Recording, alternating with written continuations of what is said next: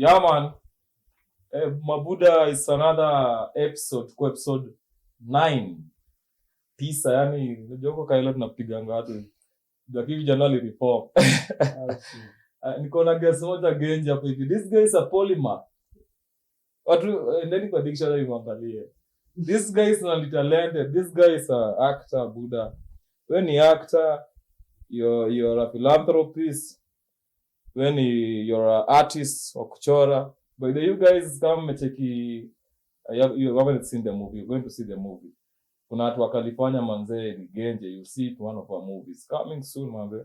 And then this guy is also activist wa climate environment, manze. Yani, hey bro, unapataje time ya kufanya hizo vitu zote, manze? Unafanya ni kama unatupea pressure. Unatupea pressure, manze. Kwanza cha watu wajione yani nani. Mimi namjua kama MIC, the life student, but nataka tupate tu jina zote, manze. Yeah. So kwa majina mimi naitwa Michael Chalom Tua. Mimi ni msanii, mimi ni polima. Yeye ni Kiswahili mufti, utaleo nijaribu hiyo. Polima. So nafanya vitu kadhaa. Yeah, but most importantly that mimi ni mwanafunzi wa shule ya ulimwengu. The School of Life. The School of Life. You know, mimi na feel naweza identify nayo because what do you mean with School of Life kwanza juu nakoshia kuna wasema nzee wana float hapo deadly. In the School of Life, I believe that my mind is a classroom and that's why niko na people.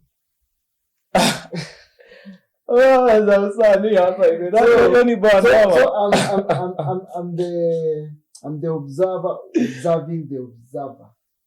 You are the observer observing the observer. Hey, you're in normal, bro. Yeah, it's the creative. You're so spiritual, bro. Yani you've gone deep. Yeah, mimi wanga niko that deep. So I'm also a poet. Yeah, you're also a poet. In poetry is into deep stuff. Yeah, that's why siwezi kosa kumention pia mimi ni msanii. So across my social media platforms, my art account is MIC the Life Student. And I'm a poet, I'm a model pia. Me pia ni public relation consultant. And at the same time pia mimi ni painter mwingine mdogo sana. Kwa painting na mimi nimekuaminia hadi vile unajiaminia Buda.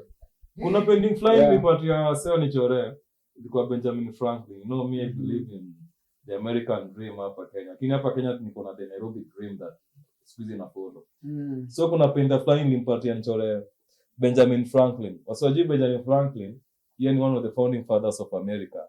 So na kwa ile $100 bill, the highest bill in the US. Nikapatia msema mzee nichora Benjamin Franklin, ni msudi manzeke jana. Huyu jamaa alichora Benjamin Otieno ba. Mimi bidingi tafutia nikutafuta nichore manze. Yani I wish you had that artwork manze watu wacheki. Some bro you are talented. Yani hapo.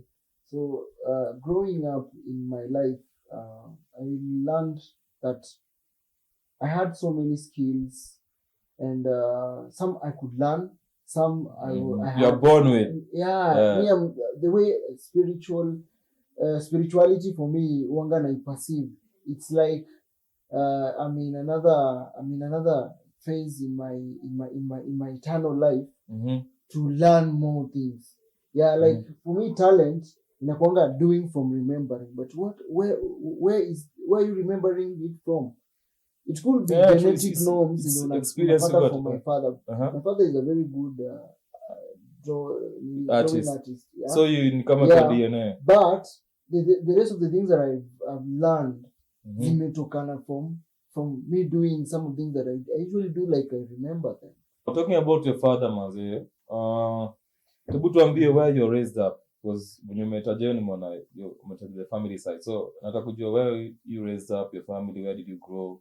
At least also manze in depth who Michael is. Can I do it in English? Piga hapa ni hangout. Bora Okay, alright. ukianza hadi na Chinese, Yeah, bro. manze, We have Chinese subscribers, bro. Straight manze. Yeah. You know, Remember you see in dialect, Uh-huh. when you're at rapport with someone, Yeah. you might find yourself, oscillating between verbal jargons. Yeah, and sometimes maybe I feel maybe there could be language barriers between your audience and mine, but No. Here we've all said people English iko A+. So bonga venye nini we have all watadiga us, they'll get it. I'm also good in English, so I can switch. Yeah. You will make it such a home for me. Let's switch. Thank you for hosting me on this no problem. wonderful platform. Thank you, bro. Yeah, and I would also like to talk about my origin. Your growing up and everything. Was like a journey.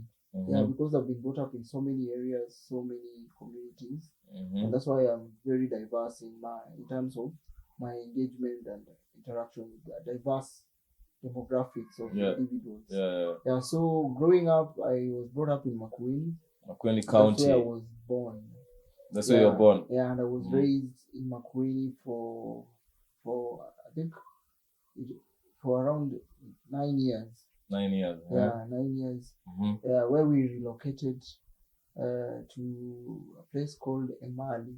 Emali, just along Mombasa Road. I've heard that your place in Cheskia. Yeah, I used to have a challenge some time back then, looking for it on Google. You write Emali and it comes email. I'm like, so I went to primary school in Emali, and then while I was in class 3, 4, there we shifted to Nairobi, where I stayed.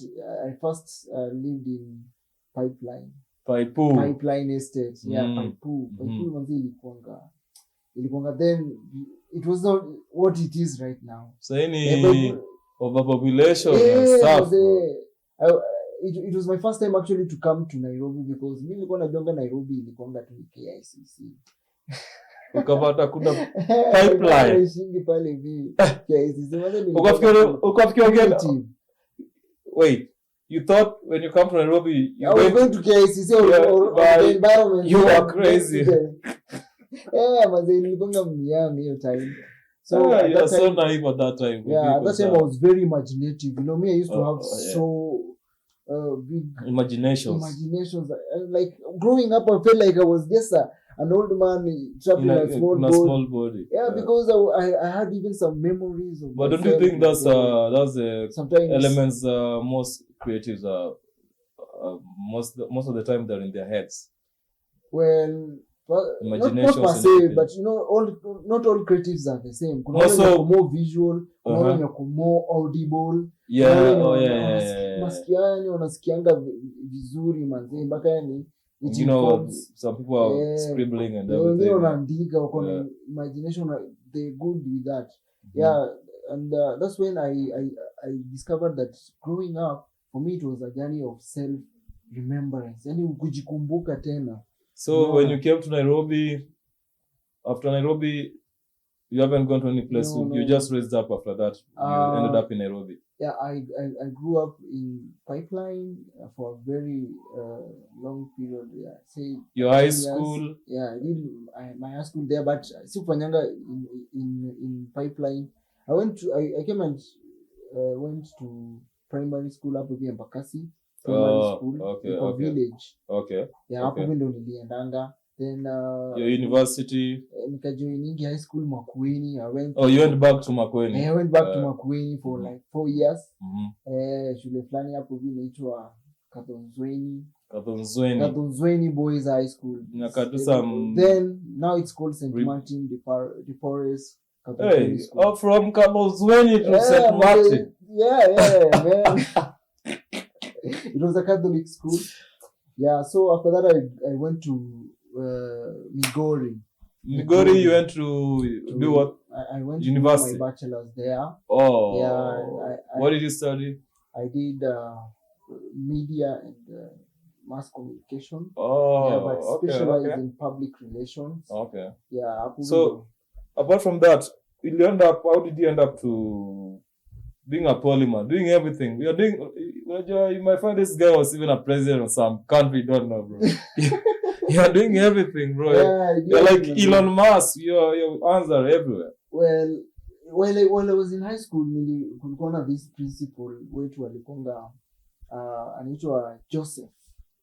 And Joseph alikujanga one time kwa his principal's baraza, because we used to have an assembly, and then we have also, like on Tuesdays, we have another baraza with the principal only. Hapo ndo tunamwambia ni tunataka nini, alafu during that engagement he will encourage us to really coin ideas, manze, and say what we want. So there was a direct feedback between us and the administration. Yeah. And he was very friendly and some points very aggressive. Yeah, so that if anyone was not taking off academically, they would love to see him in person so that they can explain what could be the challenge. Talking about academically, you're good in, what about sports? Apart from academics? In regards to that, I was also playing rugby. I also have very beautiful scars like here. Beautiful scars. I used to play rugby sevens. Okay. Yeah, in high school, but not in high school, and also in campus. But that's because of my multifaceted skills. I had to choose at some point, because you could find you are very good at a particular area. It's in a coincide in another timeline. Another activity that you're also good at. So you have to choose so that you be consistent and also be productive and effective. So just to answer you before we can jump onto that, like my principal inspired me to really explore my potential to the fullest, because he also had that also coined somewhere at our school roundabout, written in bold, and it was a question. So, have you explored your potential to the fullest? And that's when I started now exploring my potential. I was switching between music classes to doing French classes, poetry, to art, to and it's like you're finding yourself. I was in the process of like identifying myself. So I got into that space. So the space of art and everything. You're also a model, and you are Mr. Climate Kenya 2022, 2023, 2024. Buddha, I told you hapa to Genje. This guy who ni Mr. Climate, So you tell us, ilifikaje manze, you got that opportunity to be a model, and then kufikadi Mr. Climate Kenya. That's a very big thing you did, bro. Manze, and you have photos of that, or videos. I think our producer, see if he got the ataonyesha hapo hivyo on the screen. So you're going to see it. Okay, so just tell us about it. Me nikiunga high school, there was this one time during our general cleaning moments, nilipatanga recognition for being the most organized, most cleanest. Na manze mimi nilifeel kama a role model for a few seconds. And that was I felt like there was some order in everything. So due to the orderliness, manze, it even earned me a spot as the captain of academics, because they wanted it also in order, man. Yeah. So you live by example. So after actually leading a strike, I bought myself that spot. You pulled up Morara in style. Because I really felt like there was some bit of that. So time in campus. I had an opportunity to actually contest for Mr. Rongo University. Oh, you were in Rongo University? Shout out to Rongo University. Rongorende. That's a Rongorende. Rongorende. Hey, that's so clever. Manze, shout out to Rongo University and all the comrades over there. Shepiga show huko. I've been there for a show.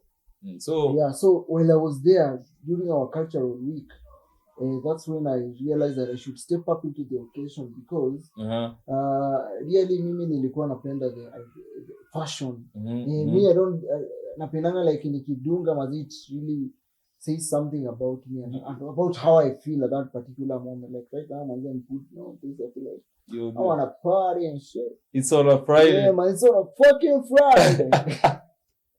And then you models, you so you dress according to the occasions and the feeling and the mood. Yeah, alafu pia there is also that aspect here.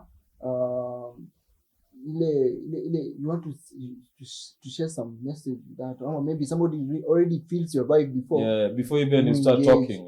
Yeah, it's different. But then hiyo ni kitu nilikuja kudiscover nikiwa sasa university during presentation. Nilikuwa napiga luku mazee mpaka hadi nishapewa marks before nianze.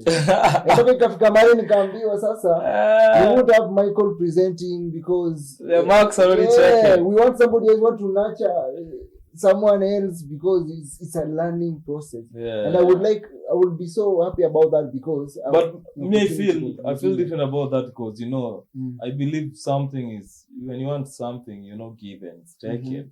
So the second guy who was to be given because Michael has been getting, that's not even fair, man. Earn it.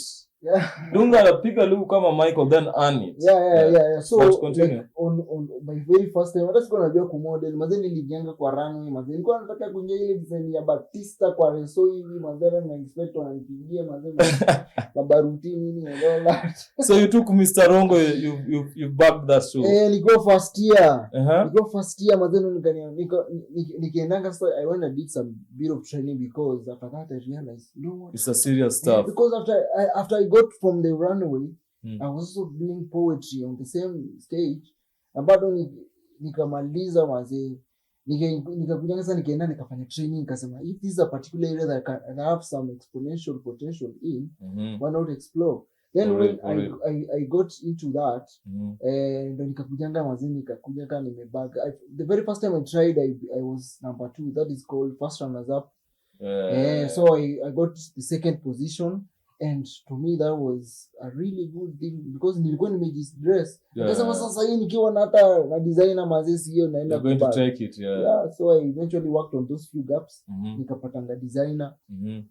Nika rock kwa stage mazee nikaibag it before hata ni event ishe.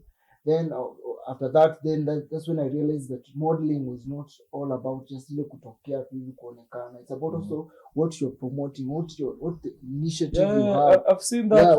Are you a role model? On Mr. World, this is Mr. World, Miss World. Those models don't just model. Yeah. There's something. There's an impact to the community they do. Yeah. And most of the time I would find myself doing CSR activities. Kwa sababu CSR. What do you mean by CSR? CSR inakuanga ni kama it's an abbreviation of corporate social responsibility. For example, sisi kama an organization, we want to give back to let's say Kayole community that we are situated in. So we will do an activity, let's say maybe at a charity donations. We can also go there and also plant trees. Grants, see people running a whole building. This is a corporate. That's the CSR. Yeah, they usually use us as people who are going to drive towards those activities because you're playing a role model. Yeah. So during my engagement at Mr. Rongo University, I learned that there was more to being a model than being just on the runway. Yeah. So you've taken Mr. Rongo for twice or once. It was on a couple of projects. Yeah, they were engaged within the Kitero community. See, think Mr. Something. Don't worry about the background music. So I think Mr. Mtu shindaga once. Well, ukiwin mara ya kwanza, you are supposed to transition to someone else. But kama huku win the crown, you can even contest. Maybe if you are first runners up, you can go and try again. Yeah, so during that particular moment when I learned that, then I started looking for a course to explore. And that time I also got capacity build on peace building. Yeah, I'm also a digital peace builder, certified by Build Up, which is one of the organizations, tech organization at California. The US. The US. That's nice. So I got certified then after doing a digital campaign. Then I felt like I should explore a course in peace building. But later on, I realized that the environment is far much more important to really champion for, because without the stable environment for us to even coexist, we cannot even talk about development if we do not take care of our environment. We cannot talk about peace if all we see kuna vitu kama food security, such matters mazee. So I realized climate is actually tied to so many factors about human engagement. Na mimi napenda mazingira, development and sustainability, I think stuff like that. So I engaged in sustainable development goals, realized that climate action is one of them. Is one of them, and it's SDG 13. And hapo vile nikapatanga an opportunity with Mr. and Miss Climate Kenya. There is so you got it. I got it through an ad magazine. A friend of mine said, hey, you can try this one magazine, anaona ni kama utawin. So mazee, mimi hata sikuwa najua hata nitawin. You just tried it. Nikasema mazee, let me just give it my all, because one, I was free. It was a creative space for me, and it's also a space in mimi nimezoea through my engagement, because I came to realize in the corporate industry mazee, at some point mazee, mtu kama mimi bana utapata like pale hivi inaweza kuwa na upheavals mazee, wanawake pale hivi sometimes wanakusumbua mazee, can affect the quality of your work. Okay. Mazee, unapata mtu anajipendekeza sana. Bro, you're a model, bro. You're a model. So you need to get used to that. That's when I realized, mazee, because I'm so skilled in other areas, why not build a foundation on that, so that I will be engaging with people to actually pay me for my engagement with them. For consulting with me, because I work na watu wengine, maybe sometimes I can work best alone, ama with a small team of 5 to 6 people when we are aligned towards a creative pursuit. But when it comes to the corporate industry, I feel at some point as a creative niko limited sana, because as a creative me wanga na feel kama we usually like that freedom of time, freedom of movement, freedom of expression. Mazee, most corporate structures as support hivyo, yani mazee, like you're on the clock 24/7. You know, kama mimi kama msanii naweza toa hata distract, alafu nitaja hata mambo ma government official pale jina niwaambie nyinyi mnafaa mchange, but lakini sasa nikisema pia tunaona press conference ni wataje hivi, you're going to be cancelled with the corporates. I'm going to be cancelled. I'm going to lose some endorsements and all that. But you know, as a creative, I am a mirror to the society. What do you think about that? You can't express yourself because of some corporate people are going to cancel you. I think one, it's a constitutional right for me to express myself. It happened to Kanye West. You remember when he got cancelled by Nike? Yeah. They do that. But you know, like easy constitutions zina dictate how people engage at a personal level, interpersonal level, and a corporate level. You know, you cannot slander my organization. So you know that is going to affect us from ourselves. And expect you to still support you. It's a framework. So, but mimi kama msanii mazee, unakuja kuniambia na mimi nilikuwa hata naandika ni rhyme na kitu kingine. You know, unajua ni kitu. It was my own idea. It is my perception. It may not be true. But what is the facts ni as changing, unaona, hiyo ndio kitu inafanyanga watu wanaboeka sasa, na how you can express yourself, like your expression ama your right is really limited. Because of some corporate interests. So that's when I started now engaging fully with the brand Miss and Miss Climate Kenya. And I've seen you guys doing some campaign this year for Mr. and Miss Climate Kenya 2024. 2024, 2025. It's on. People are applying. People actually applied. We actually did the shortlisting. You need to tell them to go and apply. The people who are watching. Actually, the registration actually closed just a week ago. Because sorry guys, man. Pragmatically, we're supposed to have our gala on 10th of October. Not unless maybe the changes in time in case. maybe we can be able to onboard some, but from where I sit, is that we had already shortlisted some. We started the shortlisting. So meaning in June. You're not on the panel. You're not on the runway right now. Yeah. That's the other part of being a philanthropist. That's a very good thing. So I transitioned from being just a model to doing because of the planning committee. How do you get to be one of the panelists over there or the organizers? Well, because the organizers are youth like us. They are just like you and me, and right now when we're talking about Gen Zs taking up space, we will create our own table. We will start seeing who comes to our table. I think it should be like that. It has been that way. It's just that the older generation, the bloomers and the whatever, the other generations, they did that, but sasa wakakuja dominate the industry because of their age, because of the resources that they had. This is the traffic pale hivi. Youths right now, they are creating their own businesses. You have your own, but you have Supernova Creatives. You go 1%. We got like Kirare from Peter Collins Photography and everything. These are companies built by youths, created by youths. But then at the same time, we have these older people, the millennials and the baby boomers, keeping the resources and the opportunities. What do you think about that? Well, this is my perspective. People don't believe on youths. Like, you don't believe I can drive a Ferrari at 25? Well, all that is determined by some predominant factors. Say, it's easier for you to create wealth when you have some bit of wealth in your family as compared to ule mwenye from scratch. Mazee budaje alikuwa hata probably maybe just a farmer. Kuuza mboga hizo hakuna hata mboga ni unaweza pata pesa mingi pale hivi. Let's say hata maybe alikuanga hata maybe kilema. So you don't have those opportunities. Not everybody has the same opportunity, but there are those young minds who are able to really drive towards social change. I've seen people from the ghetto, smart kids from the ghetto. They've gone to big schools. Like you remember, there was Wings to Fly, helping those the poor kids who can't afford.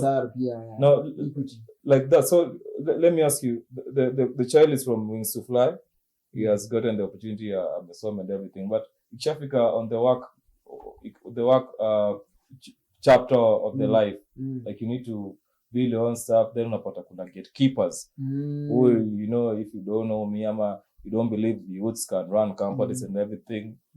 I can show up I've always talked about this. There's show up in a conference with these dreadlocks, and you people are seeing me different, but my skills are deadly kuliko that person with the suit. I think there's a mindset in wazazi wetu because of the environment that they were brought up before. They have a certain bias in regards to your hairstyle. They know it's mama everything. Your fashion, in regards to the number of maybe partners that you have. Don't you think that in a tradition nyuma? Well, I don't think from my perspective that's their perspective, and at some point is going to fade off because people are growing. We are the majority. And we're going to dictate what is style. Eventually the generation will change and we will dictate how we want our things done, Now, going back to climate, and everything that we've done, the modeling and everything, the impact, the benefits we get from that. Well, maybe in monetary value or anything, the maybe network, Yeah, it's true. Well, for me, the branding kubwa. Now, once you get such a title, it's a privilege, because you're able to engage with high-profile individuals. Nimekuwa in talks na watu wa National Treasury because of the brand. Nimekuwa na engagement na watu wa county government. Nimekutana hadi na president mheshimiwa Rais. Jabonga kuachia kitu. Well, inakonga in very snippets of seconds. You don't even talk. Minutes, just handshakes need to handshake, but that also puts you somewhere. That's true. Yes, the social network. They are wale to engage now because now they can believe you. Because sometimes we don't have ideas. The exposure, just the exposure. Is someone to believe those ideas and to actually trust that you will deliver. Because you see, right? So I learned that mimi nikiwa kwa hiyo title, I had a great opportunity. And one of the opportunity was also in joining the steering committee for the same. And for me, that was also monumental because in my engagement kama Mr. Rongo University, I started my own brand that I also wish that it could scale to this. That's Supernova Creatives. I remember that. So people don't know. And sometimes it's good to work as a team, and I found a team that is a work now. Aside from that, I was able to travel.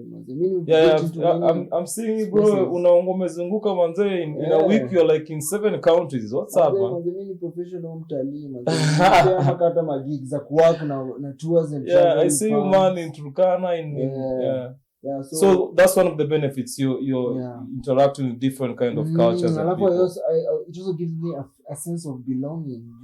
It's tied to everything that you're doing. That I do. And also how I choose to identify myself with my sources of motivation and inspiration, so to some degree I realized myself in that. What about the challenges in Koshua? You also, it's not easy, bro. If it's easy, everybody will be doing it. One of the main challenges in the industry is wakora sana. Iko na conmen. You people who want to curtail and also gatekeep kwa resources zenye it's your right to have them. They're gatekeeping. They're gatekeeping. Some of them, they don't want to recognize you. They respect you for you, So they went somewhere and he also pitched ideas of how they engaged with you. Wakakula do huko na wewe hata wewe mwenyewe you are not even. That's crazy, man. So no maana ikafika mahali mzee hadi pia mimi as a creative and also to update my skills, and right now I can hold someone accountable for using me or for also engaging me tukiwa na contract. Do you have a legal team? Yeah, I have a legal team. I have a lawyer mtu mwenye anaweza represent in case my intellectual property. You need and additionally every creative anafaa kuwe na lawyer wake, and Kenya Copyright Societies wanga wanapeanga lawyer for free. For real? Maze ukisikia tu mtu ati ameenda akatumia nini zako, government itamlipa ende we niache. You guys manze, you've heard that. That's so some good nini get information from Michael here. And ideally manze, mimi na feeling sisi kama hivi tunasema tuko limited na sometimes we have so much we can choose from. Shida ni kuchoose, unaona? Unlimited resources ziko pale bina wase wako aggressive. Manze mimi nimekuwa kwa hizi streets za youth empowerment. We have met people wenye wanasema wanaibiwa pesa na gavata, hawajui ni pesa ngapi zimeibiwa. Wanaibiwa, they have a common narrative. We have met also creatives wengine wanasemanga manze fuck the system nini, but to some degree manze they are fucking themselves because one, they do not know where these resources are. They're not doing follow-ups. They're not doing follow-up. How will even the government even start responding to your queries if you don't even raise them up? For real. And also, but like you don't report, they don't have no information. Kwa system na watu wachangamki hizi resources. So ni normal, man. So gatekeepers, chill, man. Squeezing niko na crazy quiz for my guests. Ni so tu zingine crazy. I want to answer ni mbili peke yake, but before that, the long I've known you, bro, unaona mtu more spiritual and cosmo what? I don't have the more diverse. Can you talk about that, man? I've known you for a while now, unaona na hiyo. You go with energy and vibe and frequencies, man. Go deep. You're one of the deepest people I've met, bro. Like nini nakufanyanga what triggers that in you? Self-awareness and consciousness. So where did you get that, bro? In my long time, as in my mind in a poke some ideas, and these ideas are paradox. And this paradox can only be explained by going deeper within. It's like I decided to take a hike and go down the rabbit hole in Kiwanga University. Yeah, and there was a time I actually deferred for like almost 2 years to really discover myself again. That was I had crazy. to relearn, and go through that spiritual awakening. And wow, that's a huge journey right now, man. We can't complete it. We just need another segment. But this guy is one of the. If you follow him, you need to go follow Michael at his handles and everything. Yeah. And then to the segment, my 2 crazy quiz. Now, you ni crazy Buddha. Given a chance to meet these 2 people that you're gonna, if you've been told to meet Vibes Scatter of the Pope, because you're mtu mmoja spiritual, bado you're artistic. Now unaleta watu wote wawili. Given a chance to meet Pope, the Pope mmoja, the Benedict, and Vibes Scatter. Vibes Scatter, yes, I know, man. I respect the world, boss, because in my spiritual sense, I came to realize, religion, for me, I'm not a religious man myself. So you rather meet Cartel than the Pope? Cartel is more spiritual than Pope, if you ask me. I love that, bro. I love that. And then the next quiz. Still spiritual. Now, if the devil prays today, will he be forgiven? Well, I want your mind on that. Let me now look at it from a spiritual sense. One, I don't believe in the devil. For real? Yeah, Mazina, feeling we just exist in duality. You know, bro, if you believe in God, then you should be believing the devil. No. The yin and the yang. Let me just clarify that. I'm not saying that I also do. I'm an atheist. I'm saying that spirituality inanga ati kuna kitu mbaya na kitu mzuri. For real? It's called oneness. It's all in one. The devil concept is actually a man-made issue. Because spiritually speaking, we exist to some extent. Either you might be right to me right now. Unaweza kuwa hata right vile unaniongelesha, but to some other point I'm wrong. It's like civilization, unaona. I think to the point where we are at in terms of civilization, we are really developing our mind to really start siding, because pragmatically speaking, tunaweza kuanga kila mtu I believe in omenism. Omenism for me nakwanga, they believe that every religion is right. Is right, there's truth in every religion. So going back, so here would answer, if the devil prays today, you don't know if he'll be forgiven because you don't believe in the devil. It's called, I usually call it the God paradox, because God advocates for us to forgive people, but in practice, so that's why I was asking. Forgiven Satan as well. Okay, forgive devil else. It's not sort of like sorted in heaven. But that to inform that the reason why we have actually this concept, and it's because of the Council of Nicaea that was convened by some guy called it was what was his name? It was this guy. He was a Roman emperor. He was an atheist. I know